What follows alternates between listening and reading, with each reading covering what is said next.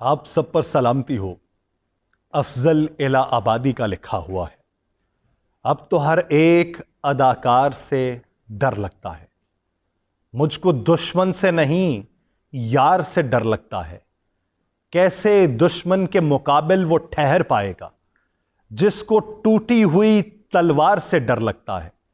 کر دے مسلوب انہیں لاکھ زمانے والے، حق پرستوں کو کہاں دار سے ڈر لگتا ہے۔ وہ کسی طرح بھی تیراک نہیں ہو سکتا، دور سے ہی جسے منجدھار سے ڈر لگتا ہے۔ ناظرین، میں ہوں یاسر رشید اور آپ میرا ویلاگ دیکھ رہے ہیں۔ ناظرین، پاکستانی سیاست میں ہنگامہ مچا ایک خبر سے، ایک لائن سے، اس کے پیچھے محرکات کیا ہیں۔ اسلام آباد ہائی کورٹ میں چیئرمین پاکستان تحریک انصاف کی سائفر کیس میں جیل ٹرائل کے خلاف انٹرا کورٹ اپیل پر سماعت شروع ہوئی۔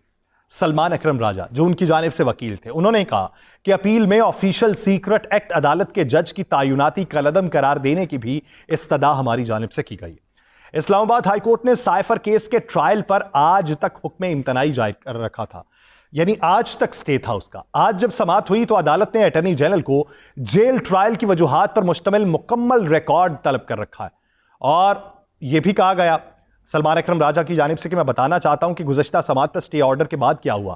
انہوں نے کہا کہ میں ہائی کورٹ سے نکلا، فوری اڈیالہ جیل پہنچا جہاں جیل ٹرائل جاری تھا۔ مجھے کافی دیر انتظار کروایا گیا، انتظار کے بعد مجھے اندر جانے کی اجازت ملی اور تب تک ایک گواہ کا بیان بھی ریکارڈ ہو چکا تھا۔ ٹرائل کورٹ نے حکم امتناع کے بعد بھی 3:30 بجے تک سماعت جاری رکھی۔ اٹارنی جنرل منصور آوان جو تھے، انہوں نے پھر اپنے دلائل کا آغاز کیا۔ اٹارنی جنرل نے شاہ محمود قریشی کی درخواست پہ چیف جسٹس عامر فاروق کا جو فیصلہ تھا وہ پڑھ کے سنایا۔ تو سنگل بینچ نے لکھا ہوا تھا کہ جیل ٹرائل بھی اوپن ٹرائل ہونا چاہیے۔ جسٹس میاں گل حسن اورنگزیب نے اس کے اوپر جواب دیا۔ انہوں نے کہا اٹارنی جنرل صاحب، یہ فیصلہ ہمارے علم میں۔ انہوں نے کہا کہ کیا آپ نے ہمارا آرڈر پڑھا ہے؟ اوپن ٹرائل کا مطلب اوپن ٹرائل ہے، وہ ہر ایک کے لیے اوپن ہو۔ سنگل بینچ نے لکھا کہ پہلے ہو چکا ٹرائل کالعدم نہیں ہوگا، ہمیں بھی اسی طرح مطمئن کریں جیسے آپ نے سنگل بینچ کو مطمئن کیا تھا۔ تو انہوں نے یہ بھی کہا، میاں گل حسن اورنگزیب صاحب نے، انہوں نے کہا کہ ہمیں جیل ٹرائل کے نوٹیفیکیشن کے پورے پروسیس سے متعلق بتائیں۔ جواباً پھر اٹارنی جنرل منصور عثمان آوان صاحب بولے، انہوں نے کہا کہ آفیشل سیکرٹ ایکٹ عدالت کے جج نے وزارت قانون کو جیل سماعت کے لیے خط لکھا۔ اس وقت چالان جمع ہو چکا تھا لیکن ٹرائل ابھی شروع نہیں ہوا تھا۔ فیڈرل انویسٹیگیشن ایجنسی نے سائفر کیس کا جو چالان تھا وہ 2 اکتوبر کو عدالت میں جمع کروایا۔ چالان جمع ہونے کے بعد خصوصی عدالت کے جج نے ایک اور خط لکھا۔ چیئرمین پاکستان تحریک انصاف کے پھر سیکیورٹی خدشات کے باعث جیل سماعت کا نوٹیفیکیشن جاری ہوا، جس میں عدالت لانے کے اوپر خدشات کا اظہار کیا گیا اور پھر حکم نامہ ہوا کہ جیل کے اندر سماعت کر لی جائے۔ اس پر جسٹس میاں گل حسن اورنگزیب بولے، کہتے ہیں کہ یہ جج صاحب اپنے خط میں کیا کہہ رہے ہیں، ان خطوط کی لینگویج کچھ عجیب سی ہے۔ اٹارنی جنرل نے کہا کہ شاہ محمود قریشی صاحب نے عدالت میں ٹرائل کی درخواست دی جو مسترد ہو چکی تھی۔ جسٹس گل حسن اورنگزیب صاحب نے سلمان اکرم راجہ صاحب سے مکالمہ کیا۔ سلمان اکرم راجہ پاکستان تحریک انصاف کے چیئرمین کے وکیل ہیں۔ اٹارنی جنرل نے انہوں نے مکالمہ کرتے ہوئے کہا کہ اٹارنی جنرل نے چیئرمین پی ٹی آئی کی اپیل قابل سماعت ہونے پر اعتراض اٹھا دیا ہے، یہ اس کیس کو اس عدالت سے نکالنا چاہ رہے ہیں۔ سلمان اکرم راجہ صاحب نے کہا کہ دیکھ رہے ہیں، انہوں نے کہا کہ عدالت نے انہوں نے پہلے یہ بھی پوچھا کہ کیا آپ پل آؤٹ کرنا چاہتے ہیں، تو انہوں نے کہا کہ عدالت نے گزشتہ سماعت پر جو دستاویزات طلب کی تھیں وہ بھی جمع نہیں کروائی گئیں۔ شاہ محمود قریشی کی جیل ٹرائل کے خلاف درخواست کا اس کیس سے کچھ لینا دینا ہی نہیں ہے۔ جیل ٹرائل سے متعلق تمام عمل جو ہے وہ انتظامیہ سے متعلق ہے، اس کی دستاویزات طلب کی گئی تھیں۔ اٹارنی جنرل نے پھر اس کے جواباً میں کہا کہ میں نے پیپر بک جمع کروائی ہے جس میں کیبنٹ کی منظوری سمیت جو کابینہ نے منظوری دی، اس کے علاوہ متعلقہ دستاویزات بھی ساتھ میں لفظ کی گئی ہیں۔ اٹارنی جنرل شاہ محمود قریشی کی درخواست پر فیصلے کے بعد میاں گل حسن اورنگزیب صاحب نے جواب دیا کہ جنرل شاہ محمود قریشی کی درخواست پہ فیصلے کے بعد شاید انٹرا کورٹ اپیل آ جائے۔ اٹارنی جنرل صاحب آپ جو بات کر رہے ہیں اس پہ پھر انٹرا کورٹ اپیل آ گئی تو تب کیا ہوگا؟ تو شاہ محمود قریشی کی انٹرا کورٹ اپیل آتی ہے تو متعلقہ بینچ اس کو دیکھ لے گا۔ جسٹس میاں گل حسن اورنگزیب نے پھر کہا کہ آپ کو پتہ ہے کہ اس کیس میں، اٹارنی جنرل کو کہا کہ اس کیس میں اگر جرم ثابت ہو جائے تو اس پر سزائے موت ہو سکتی ہے۔ اٹارنی جنرل نے کہا کہ جی معلوم ہے، لیکن امید ہے کہ ایسا نہیں ہوگا۔ اب یہ 2 چیزیں، کیس منطقی انجام تک پہنچے تو انہیں انجام بھی معلوم ہے، وہ یہ بھی کہہ رہے ہیں کہ ایسا نہیں ہوگا۔ سلمان اکرم راجہ صاحب نے کہا کہ یہ اچھے آدمی ہیں، خود ہی کہہ رہے ہیں کہ پروسیکیوشن میں یہ کامیاب نہیں ہوں گے، اسلام آباد ہائی کورٹ نے سائفر کیس کی جیل ٹرائل پہ حکم امتناعی میں 20 نومبر تک توسیع کر دی. اب اس معاملے پہ اٹارنی جنرل کا بیان جو ہے کہ امید ہے ایسا نہیں ہوگا، وہ بہت سے سوالات کو جنم دیتا ہے. ہو سکتا ہے کہ اٹارنی جنرل صاحب آج جب خود بیٹھیں اور آج کی کارروائی کو پھر سے سوچیں تو انہیں سمجھ آئے کہ وہ کیا کہہ کے آئیں. اپنا کیس کمزور کر کے آئیں، دوسروں کا کیس مضبوط کیا انہوں نے. دوسری طرف اب ان لوگوں کے لیے جو پاکستان تحریک انصاف کے مستقبل پہ سوالات کرتے دکھائی دیتے ہیں، تو ان کے جواب میں صدر کا ایک انٹرویو منظر عام پہ آیا، جنہیں الیکشن کے حوالے سے وہام ہے، جنہیں پاکستان تحریک انصاف کے مستقبل کے حوالے سے ہیں.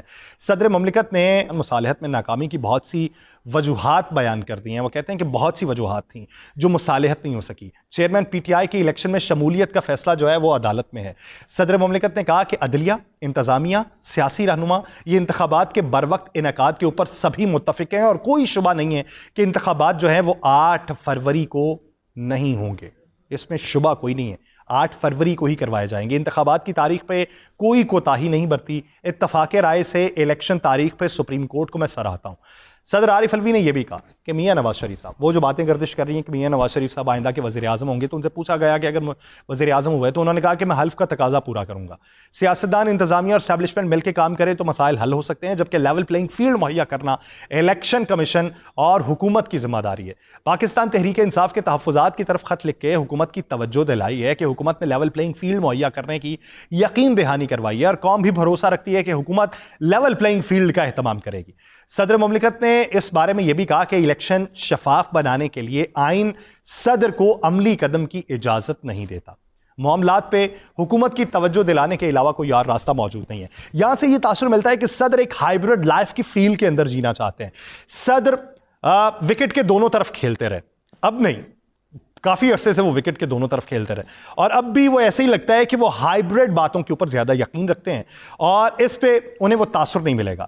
آج ایک چیز اور بھی جو ہوئی، آج جب پرویز الہی صاحب عدالت کے اندر پیش ہوئے تو پرویز الہی صاحب سے ایک صحافی نے سوال کیا کہ کیا آپ کو پریس کانفرنس کا کہا گیا؟ انہوں نے کہا جی مجھے پریس کانفرنس کا کسی نے نہیں کہا.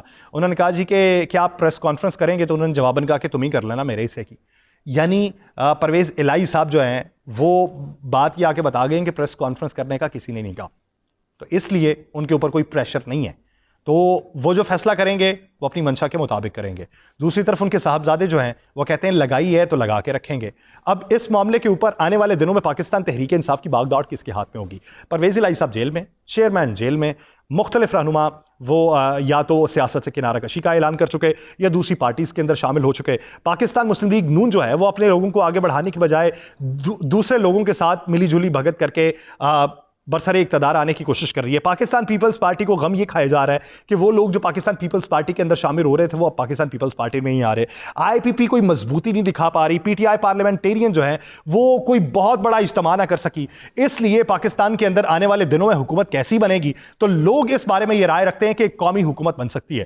لیکن پی ٹی آئی کو اگر لیڈ کیا جائے، کچھ نام زیر گردش ہیں. علی محمد خان صاحب کا نام لیا جا رہا ہے کہ علی محمد خان صاحب ایک بہترین سیاست کر سکتے ہیں. اپنے مخالفین کے بارے میں بھی وہ ان کی بات سننے کے حامی ہیں، وہ ان کی کوئی بات سن سکیں، ایسا ان کے اندر ٹیمپرامنٹ موجود ہے.